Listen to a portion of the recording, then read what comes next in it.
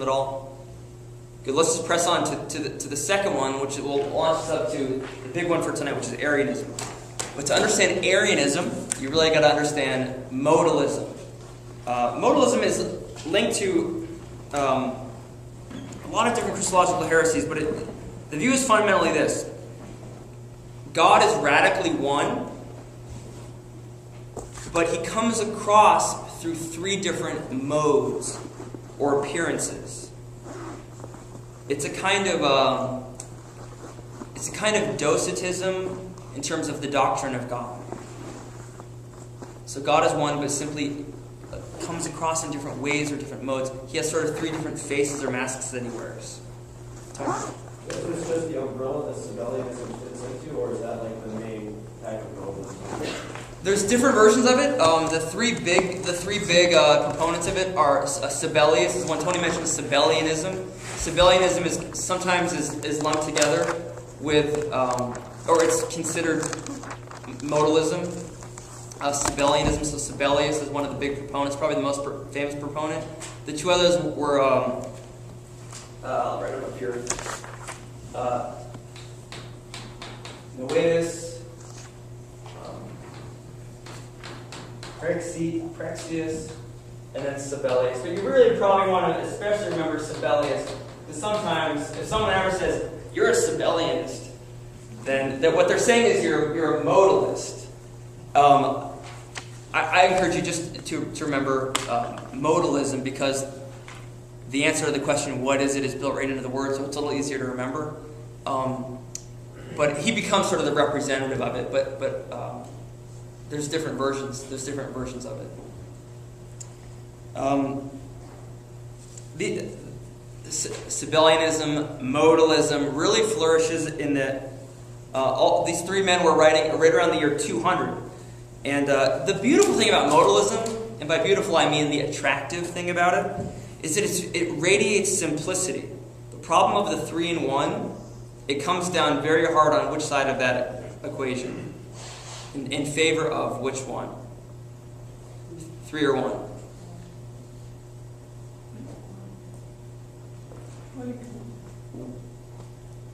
So does it highlight the threeness of God, or does it emphasize the oneness of God? Yeah, the oneness of God. Because if God just appears in 3 different modes, it's sort of like how you might say you have, like, just think how differently you look on Sunday when you go to church, on Tuesday night when you Tuesday night you go to this class. Let's say Wednesday night you go work out in the gym, and then maybe you're in like an acting class and you dress up like a dragon or something, and you're playing the dragon. You look very different, but there's only one of you, but you have 3 very different appearances. Or you might even do this in terms of your personality. If you ever have 3 different groups of friends, and you act like really different, you almost have like your own language with different groups. Well, it's still you. You're still the same person. But you have different modes of interacting. It's a simple way to handle the problem of, it seems like God is this strong father in the Old Testament, but then in the New Testament, he becomes this gentle Jesus who says, let the children come to me. And then he shows up after Jesus ascends into heaven in what form? The Holy Spirit, right? The wind. So it seems to handle the problem. It's the same God, but he's appearing as Father, he appears as Son, he appears as Holy Spirit. This is fairly common in terms, I think this is a very natural heresy. We just kind of tend to think that this is kind of how it is. Do you follow the question? How do they explain the baptism in Jordan, when all 3 are present in exactly the same place at exactly the same time? Yeah, right. You don't have to press very deep before you get into some sort of fatal flaws in modalism, like the Gospels, for example. Jesus speaks to the Father. So how do you reconcile that?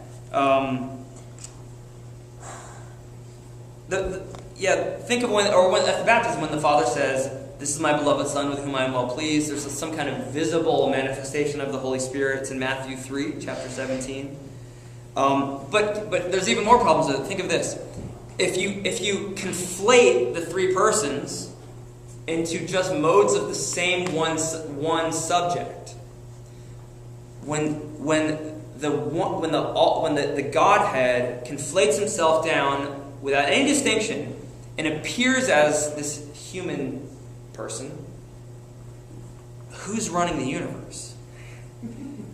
Who's keeping the laws of gravity together when Jesus is asleep in the boat? So that's a problem.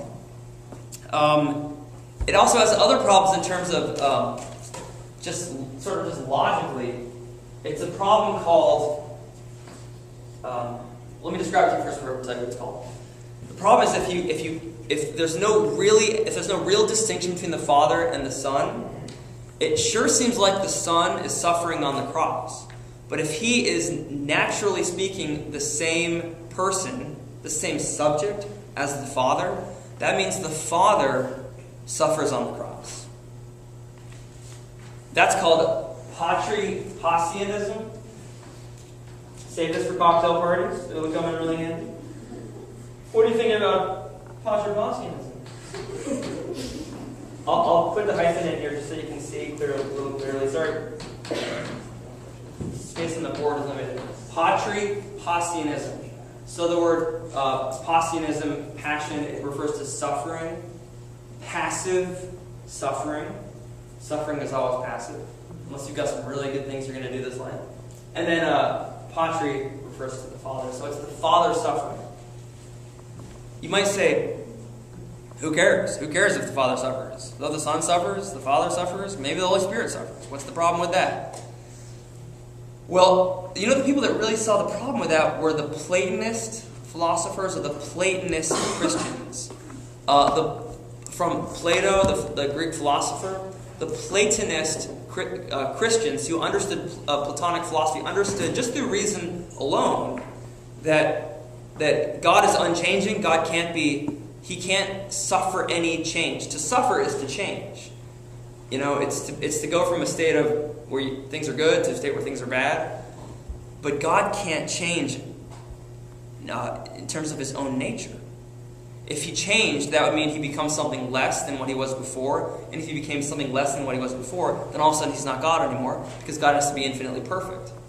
So the Platonists really helped the church fathers, and a lot of the church fathers were Platonists, or understood Platonic ideas, and they understood that God can't change in his own nature. Otherwise it wouldn't be divine nature. So that's the problem with Patripassianism. And one of the reasons why philosophically modalism wasn't able to hold a lot of water. Here's a quote from Noetus, one of Sibelius' buddies. And I think the quote's on the back of your sheet there. It's the one that starts, "If I acknowledge." Again, this is, the church fathers and the church itself would come to see this as a heresy, but try to watch the logic of what he's saying. "If I acknowledge Christ to be God, then he is the Father himself. For he is indeed God," meaning the Father. "And Christ suffered, being himself God.